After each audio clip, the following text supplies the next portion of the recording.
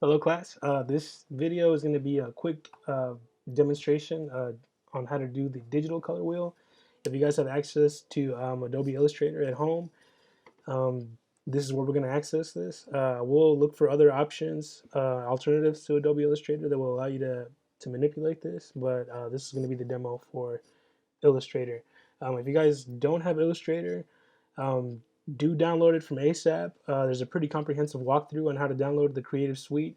And then once you have that downloaded, then you can download individual programs to your computer, right? So this template is actually going to be available on Blackboard under the online learning tab in the content folder.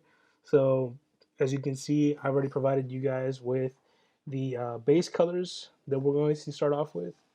And everything that we start to add in today are basically going to be our tints, which are these out here is color plus white, and then our shades, which is going to be our base color, plus increasing amounts of black, right? So the tools we're going to use today are going to be our selection tool, our live paint bucket, and our eyedropper tool. So the first thing we want to do is talk a little bit about the eyedropper tool. So what this tool is actually going to let you do is going to let you sample colors from within your document, and then if you wanted to bring photos in that you have a particular color scheme that you like and you wanted to sample from, you can use the eyedropper tool to populate that color here in your appearance panel, or even over here on the left hand side. So let's go ahead and get started. We're going to start by sampling our violet real quick. So as you guys noticed just a second ago, this up here was black.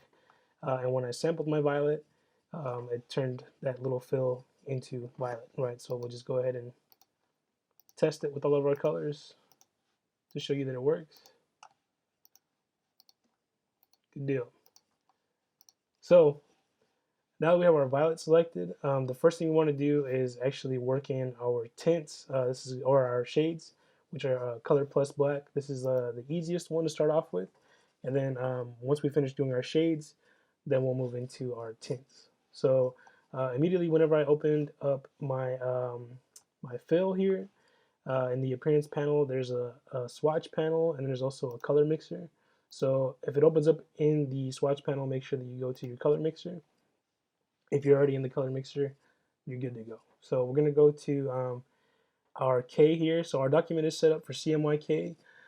K is going to be our black or key, right? So what we want to do here is come down to this slider and we want to type in 50%. So what this is going to tell um, this slider here to do is to add 50% black to our violet. So you guys should have seen that shift there.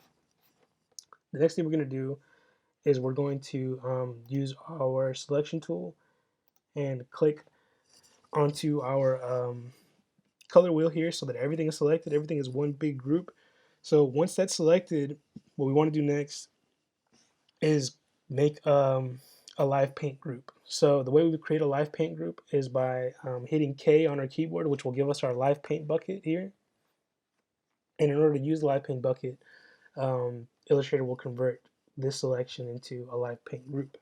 So what the live paint bucket is going to allow you to do is paint in these individual boxes in here, right? So if we do accidentally click on the path of the color wheel here, we'll see that the color wheel used to be red and then now it's violet, right? So please try to click inside of these boxes here and not on the path itself, so that everything that we add is inside of these little rectangles here. So we'll go ahead and fill in this next portion here.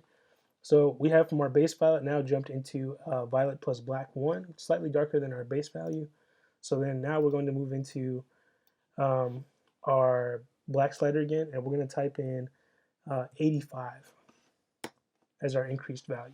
So as you noticed, our violet got quite a bit darker, and then our color wheel is actually still an active selection, right? So because it's still an active selection, we can still use our live paint bucket and then come in here and we want to fill in this violet plus black 2.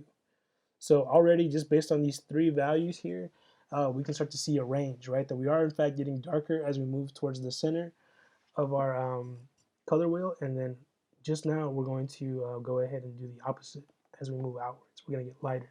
So this is kind of a key moment, right? So I kind of made it a point to point out that everything right now is selected.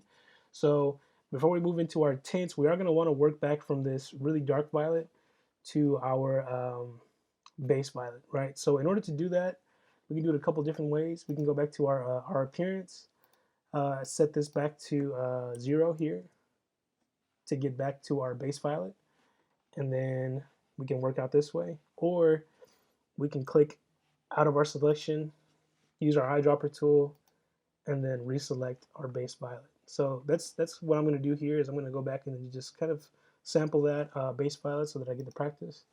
I'm going to go back from to my appearance here and then get out of my color mixer and go back into my swatch panel.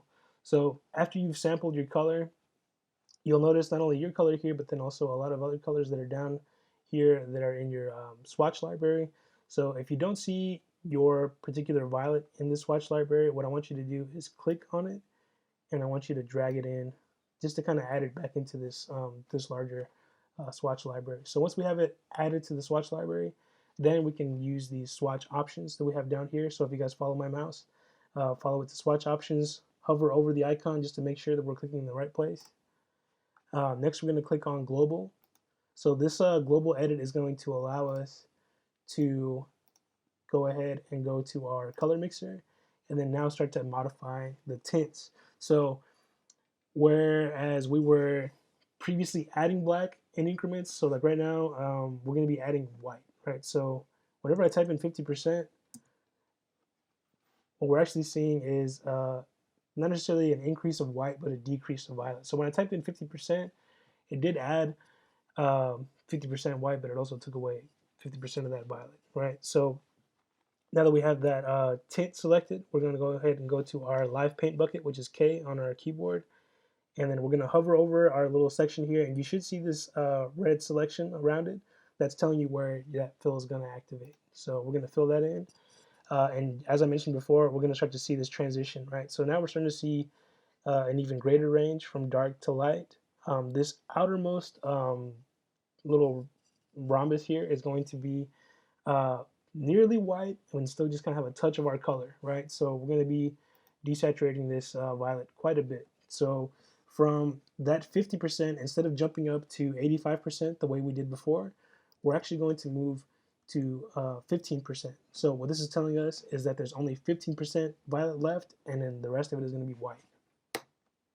So as you guys can see here, it almost kind of turns to like a slightly tonal, kind of like grayish looking color, but it's more white and just a touch of that purple, right? So as we kind of move out this way, we start to see that transition that we were talking about more and more, right?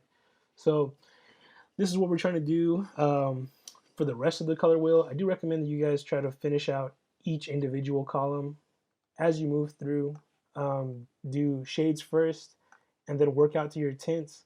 But try to do, like I said, and work in one column instead of trying to do all your shades first and then do all your tints.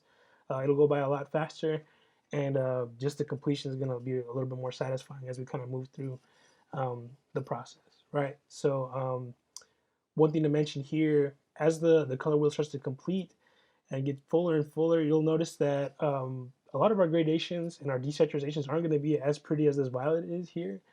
As we start to kind of move into these kind of warm colors especially, you'll notice that a lot of this starts to get really kind of natural looking and really desaturated and get into these really kind of earthy browns.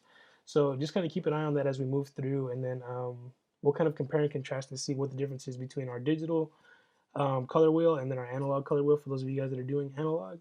But even as you watch this video, if you want to do this hand painted versus digital, you do have that option, but just kind of keep that in mind, right? That as you're completing this, you can still use the digital as a reference point, but notice the differences, right?